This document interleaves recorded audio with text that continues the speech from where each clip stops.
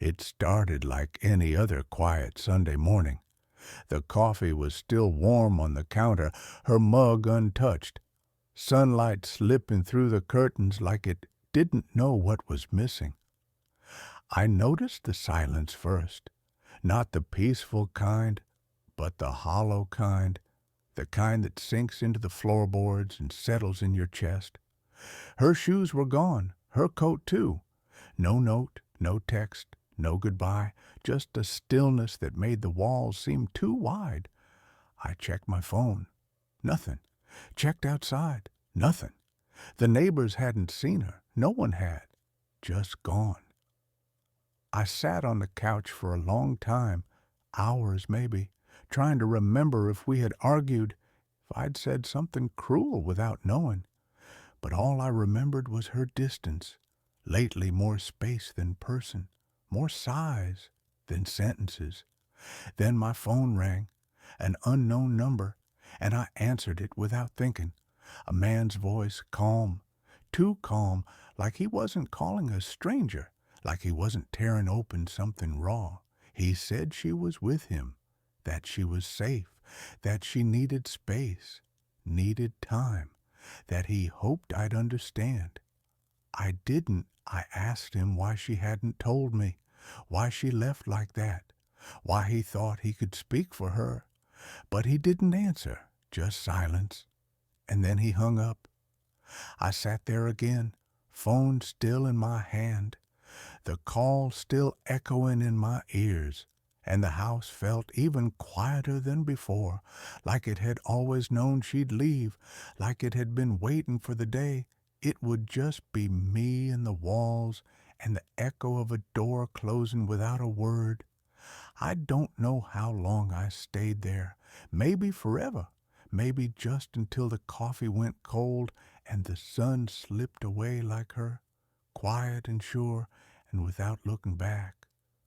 The days blurred after that, like rain on a windshield, everything familiar but distorted. Her toothbrush stayed by the sink, her favorite sweater still on the chair. I didn't touch them. Like maybe if I left them there, she'd come back and slip into her old life like nothing happened. People started asking questions, where she went, what happened, and I lied, not because I wanted to, but because I didn't know how to explain the sound of someone disappearing. How do you describe silence that sharp? How do you explain that someone can leave without slamming a door at night? I stared at the ceiling, thinking about what I missed, what I didn't say, what I didn't see, her quiet dinners, her eyes that never quite met mine, the way she flinched when I said, I love you, like the words didn't land anymore, like they brushed past her and fell to the floor. I started checking my phone too much, opening apps just to close them, scrolling through nothing, half hoping for a message, half terrified I'd actually get one, but she didn't reach out, not once. A week later, he called again, his voice still calm, like this was a routine, like pain could be scheduled. He said she was okay, that she didn't want contact yet, that I should let her be. I wanted to scream, ask him who the hell he thought he was, but all that came out was, does she miss me? He was quiet for a second, and then he said something that broke me more than anything else had. She's not sure she ever really knew you. I hung up that time, fast, like it would cut the words before they reached my chest. But it was too late. They had already planted themselves, already bloomed into doubt and shame and memories I didn't want to look at too closely. Was I that blind, that distant? Was love not enough? Or did it just fade when you're not looking? I started noticing the little ways I'd failed her, not big dramatic failures, but quiet ones, the ones that wear you down over time, the times I chose silence over listening, distraction over presence, my phone at dinner, my sighs when she cried, the way I assumed she was okay. Just because she didn't say she wasn't love isn't loud, I learned, but neither is leaving. Sometimes it's just 1,000 small exits before the final one. I stopped waiting for her, not because I stopped loving her, but because I finally understood that love without effort is just sentiment, and she deserved more than that. Months passed. The seasons changed without asking me, and the house no longer felt like a question, just an answer I didn't want, but had to accept. I got used to the quiet, not because I liked it, but because I had to. I filled the spaces with new things, new habits, small routines she never knew, ones that were mine and only mine. I stopped checking my phone at night, stopped expecting her name to light up the screen, stopped replaying the last week we spent together like a broken tape. She never called again, and I never tried to reach her, not because I didn't care, but because I finally understood that healing isn't chasing someone who's already gone. It's choosing to stay with yourself when you're the only one left. And in that silence, in that stillness she left behind, I found something she couldn't give me, and I couldn't give her peace. Just me, the quiet, and the promise that next time I'll listen before the goodbye. Some nights I still think of her, not with anger, not with longing, just with softness, like the memory of a song you once loved but no longer sing out loud. I imagine she's happy, maybe somewhere by the sea, maybe with him, maybe alone, and that she finally feels heard, seen, safe. I hope she remembers me kindly, not perfectly, just honestly, because I do not the way she left, but the way she once looked at me like I was everything, before the silence, before the space between us became a canyon we couldn't cross, and that's enough sometimes. That has to be enough. Spring came quietly, like it didn't want to intrude, like it knew the house still held a kind of grief, soft but stubborn. I opened the windows for the first time in months, let the air move through the room she used to walk in. It smelled like rain and beginnings, not of her, not anymore. People stopped asking about her, as if heartbreak had an expiration date, but mine didn't.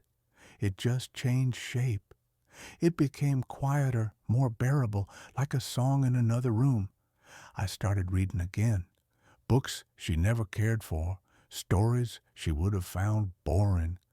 But they held me, gave my mind something to hold that wasn't her, wasn't him, wasn't silence. And one morning, over black coffee and a book with no title on the cover, I realized I hadn't thought of her name in days. Not because I forgot, but because I was beginning to forgive. I saw her once by accident, a blur across the street, her hair a little shorter, her laugh still the same. I didn't approach, didn't want to ruin the distance we'd both earned. He was with her, hand in hers, and they looked like something whole for a moment, something twisted in my chest, something old and familiar, but it wasn't jealousy, not quite. It was grief for a version of us that never had a chance to grow into what they became. She didn't see me, or maybe she did and chose to look away. Either way, it was okay. I went home that night and didn't cry, didn't drink, didn't call anyone to say, "You won't believe who I saw." I just sat in the quiet, nodded to the version of her that still lived in my memory, and let her go again, this time with both hands. Now, when people ask me if I'm over her, I don't say yes or no. I say I'm different now, because I am the man she left behind, is not the man who makes his bed in the morning, who waters the plant by the window, who writes things down just to understand how he feels. I don't resent her. I don't need her back, but I do thank her sometimes, quietly, in the middle of doing nothing, for the way she left, for the space it gave me to see myself clearly. Some losses aren't endings, some are mirrors, and some are beginnings, dressed in the clothes of heartbreak, whispering, "You're not broken, just becoming." It's strange the way life moves on without asking if you're ready. One morning you wake up and realize the memories don't sting like they used to. They just sit beside you, quiet companions instead of ghosts. I started cooking again, not for anyone, just for me. Chopping vegetables, boiling pasta, seasoning without thinking. The kind of mundane magic that makes a house feel like a home. There were moments, small, fleeting ones, where I caught myself smiling at nothing. A song in the background, the sun through the blinds, the feeling of being okay without needing anyone to witness it. I think that's what healing really is, not erasing the past, but learning how to live with it, gently, patiently, without letting it shape every step forward. A letter came in the mail, no return address, just my name in her handwriting. My heart beat too fast, too loud, but I opened it slowly, like the paper might burn if I moved too quickly. It wasn't an apology. It wasn't a plea. Just a few lines. "I hope you're finding your way. I hope you're treating yourself kindly. We were not forever, but you were important. Thank you for everything that was real." I read it once, then again, and then tucked it in a drawer.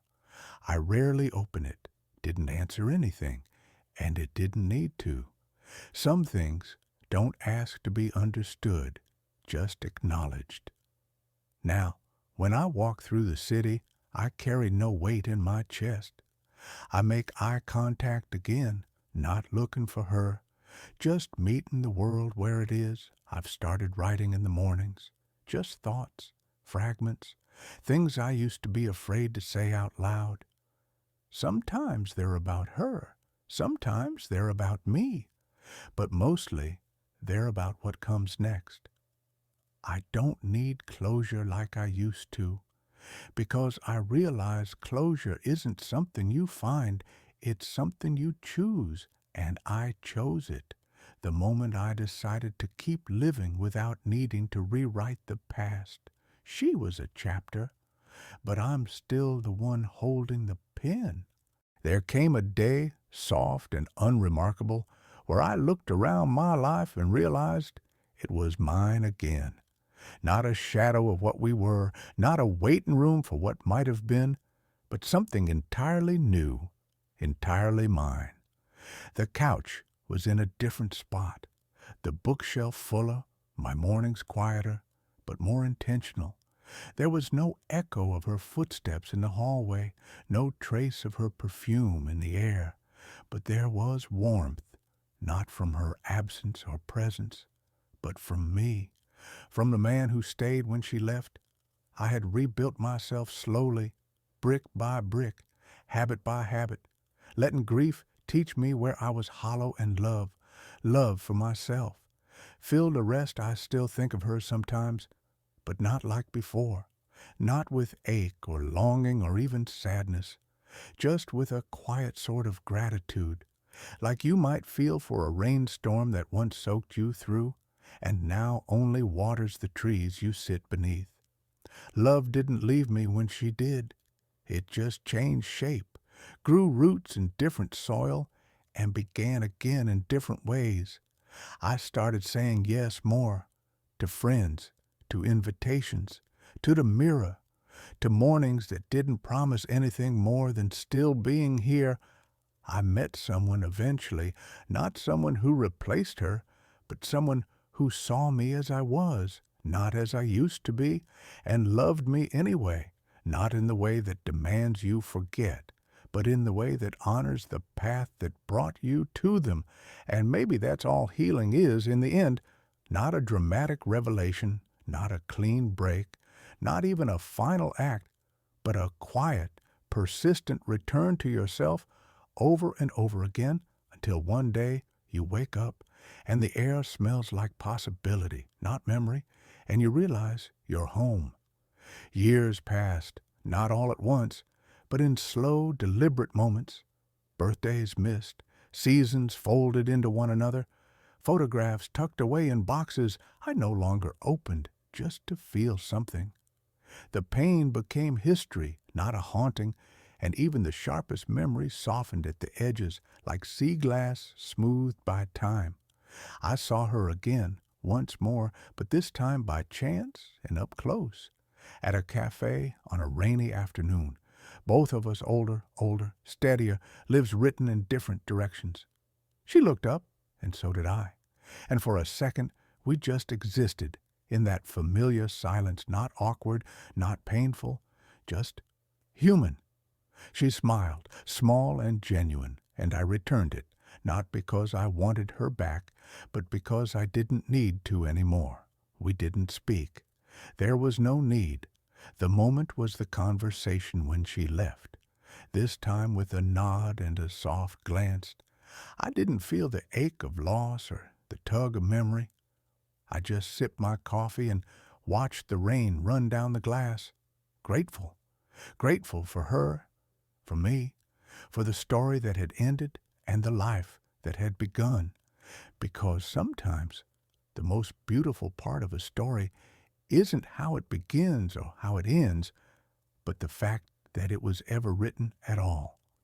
One evening, much later, after the noise of the world had settled and the sky hung quiet with stars, I found myself walking alone, no destination, just motion, just breath.